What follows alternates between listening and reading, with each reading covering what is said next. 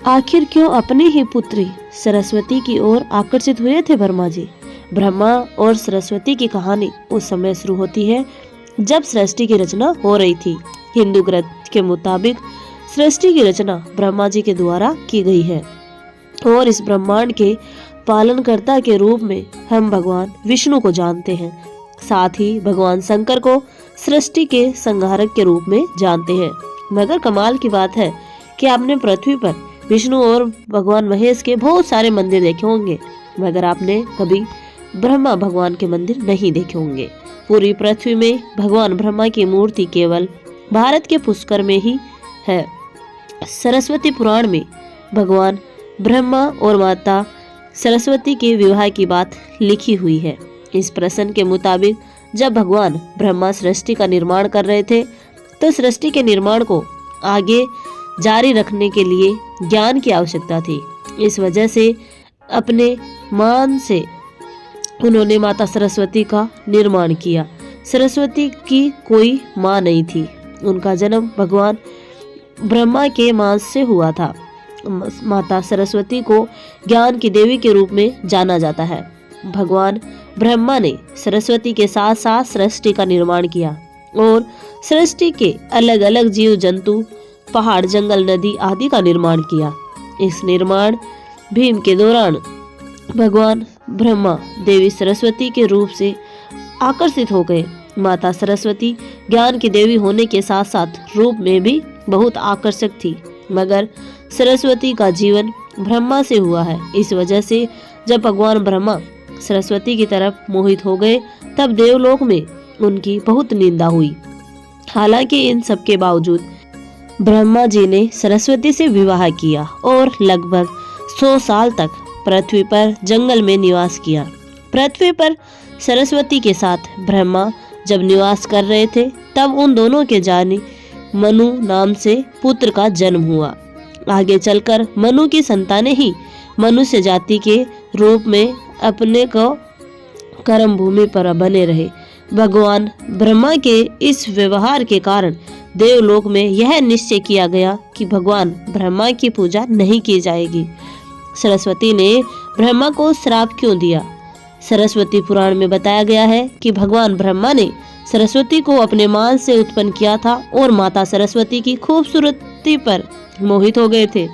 जब माता सरस्वती इस बात को समझ गई तब भगवान पर ब्रह्मा की नजर से बचाने के लिए वह रूप बदलकर धरती पर गई, मगर ब्रह्मा जी ने हार नहीं मानी और माता सरस्वती को खोज निकाला। भगवान ब्रह्मा माता सरस्वती के साथ शारीरिक संबंध बनाना चाहते थे और सरस्वती इसके लिए तैयार नहीं थी। सरस्वती ने ब्रह्मा को श्राप दिया था कि धरती का निर्माण करने के बावजूद धरती पर आपकी कभी पूजा नहीं होगी। ब्रह्मा और सरस्वती का संबंध क्या है?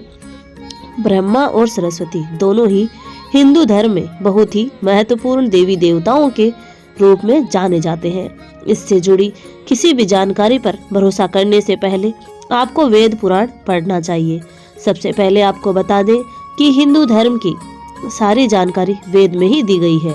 हिंदू धर्म में वेद से शुरू होता है। इसके साथ ही वेद में इस तरह की किसी भी देवी देवता का वर्णन नहीं है। हम जितने भी देवी देवता के बारे में जानते हैं उन्हें केवल पुराणों में लिखा गया है। आपको यह भी समझना होगा कि ब्रह्मा और सरस्वती के संबंध को लेकर जो जानकारी दी जाती है उसमें कहा जाता है कि इस जानकारी को सरस्वती पुराण से लिया गया है, मगर सरस्वती पुराण नाम का कोई भी पुराण हिंदू धर्म में मौजूद ही नहीं है। हिंदू धर्म में केवल वेद और 18 पुराण की बात की गई है। इन 18 पुराणों में सरस्वती पुराण नाम का कोई पुराण मौजूद नहीं है। कुछ बड़े पुराने विभाजित भी किया गया है, मगर वो पुराण में भी सरस्वती पुराण नाम के किसी भी पुराण का जिक्र नहीं है। कुछ जगह पर मत्स्य पुराण की बात की जाती है, मगर इस पुराण में भी आपको सरस्वती और ब्रह्मा के विवाह जैसी कोई जानकारी नहीं मिलेगी।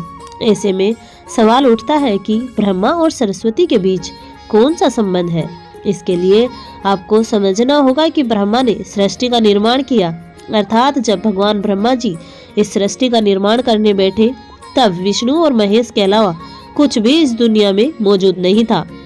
ऐसे में अगर उन्हें सृष्टि को आगे चलाने के लिए किसी भी पुरुष और स्त्री की आवश्यकता होगी तो उन्हें अपने मांस से उनकी रचना करनी होगी। इसी वजह से भगवान ब्रह्मा ने माता सरस्वती, नारद, मनु, जामवंत, सनत, संदन, सनातन, सनत कुमार जन्म अपने मांस से किया और पृथ्वी को आगे संचालित करने के लिए धरती पर भेजा।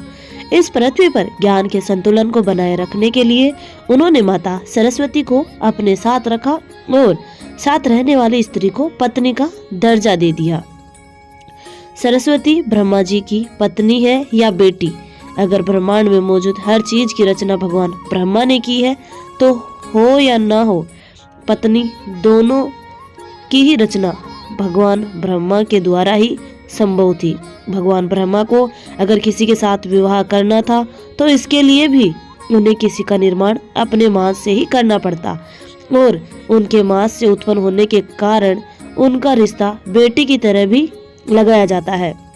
हालांकि सृष्टि का निर्माण होने के बाद अलग अलग घटनाओं के कारण ब्रह्मा का विवाह 5 बार हुआ था। इस वजह से उनकी कुल 5 पत्नियां थी, जिसमें सरस्वती, सावित्री, गायत्री, श्रद्धा, मेघा थी।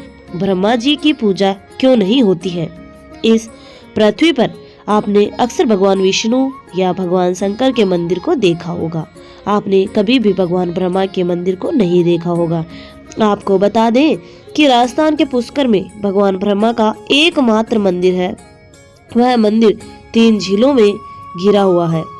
प्रचलित कथा के मुताबिक सृष्टि का निर्माण करने वाले वज्र नाम के साथ रक्षा ने धरती पर खूब उत्पात मचाया था। जब इस रक्षा ने भगवान ब्रह्मा के साथ दुर्व्यवहार शुरू कर दिया, तब ब्रह्मा जी ने वज्रानस का वध कर दिया और इस दौरान उनके कमल के दिन टुकड़े धरती पर आकर गिर गए, जिससे बड़े बड़े झील बन गए।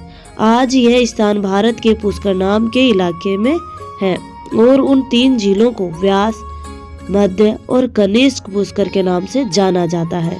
इन झीलों के निर्माण के कारण वहां पर एक यज्ञ करवाने का निश्चय किया गया।